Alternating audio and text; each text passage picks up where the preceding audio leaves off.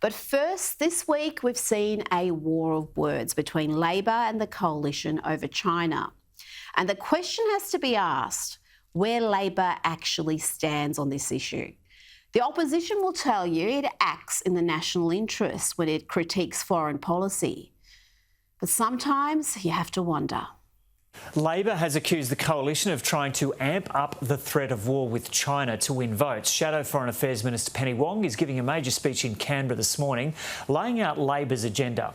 But she'll also hit out at Defence Minister Peter Dutton, who has said it's inconceivable that Australia would not join the US if there was a war over Taiwan.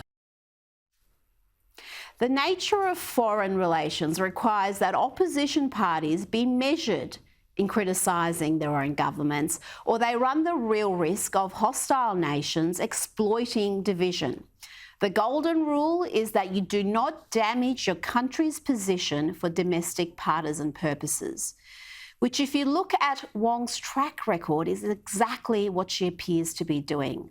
Last month, the West Australian reported that Penny Wong said she accused Scott Morrison of mishandling the relationship between Australia and China and failing to consider how important Beijing is to WA. She also said, I don't think Mr Morrison appears to understand how much of WA's prosperity and contribution to the national economy have been as a consequence of our exports to the region, including China. Who was she trying to curry favour with there, I wonder?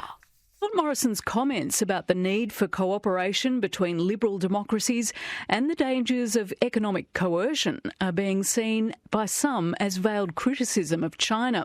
Western Australia's Premier Mark McGowan is warning him to be more careful with his language or risk further offending, quote, our biggest customer. I just think we just need to be careful about the relationship with our biggest trading partner. And I just want people to understand what that relationship means.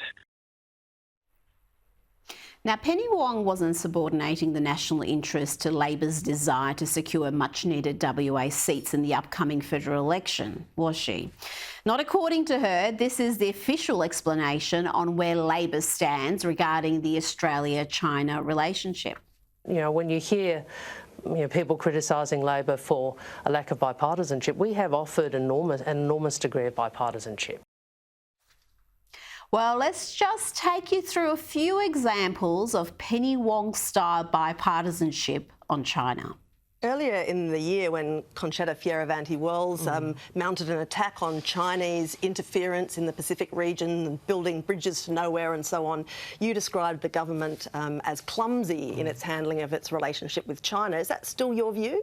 Look, I think it is possible to stand up for your national interests, to assert your national interests without being offensive. When it comes to this decision now that the government will be able to make on whether to terminate Victoria's Belt and Road Initiative deal with China, what do you think it should do? You know, that China will observe how this is handled carefully. We have a government who appears to be willing to stoke anxiety, to fuel anxiety about conflict, about war. The federal government is rejecting claims that Chinese students caught up in the coronavirus travel ban were subjected to heavy-handed treatment by Border Force. China is demanding an apology and has suggested that some students who were refused entry to Australia at the weekend should be compensated. I did see some reports, however, that the Chinese government were somewhat blindsided by the announcement. I think that is a concern. We do have an obligation in the national interest to handle our relationship with China sensitively. Don't know about you, but sounds like the shadow minister for kowtowing to me. Has she been taking lessons from a former Labor PM? Give us a break. Give us a break. Yeah. So essentially, what should our defence posture be right now within that strategic framework? 8 submarines against China. When we get the submarines in 20 years' time, it'll be like throwing a handful of toothpicks at a mountain. The Chinese will be the major influence between Wuhan and Istanbul. But the Chinese interests are not in the east, they are in the west. China does not represent a contiguous threat to Australia. And if you think the current Labor leader isn't playing political games on this issue, think again. Just have a look at this.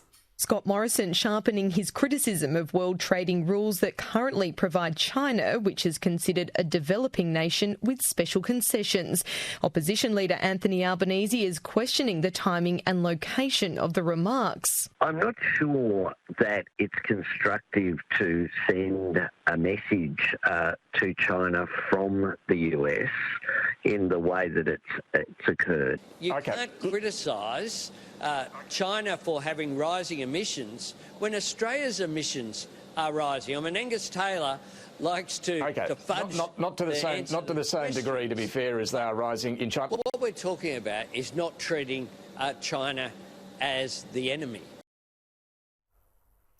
In fact, it's not just federal and WA Labor that go out of their way to appease China at the expense of their own country. You can add the Andrews and Palaszczuk governments to that list.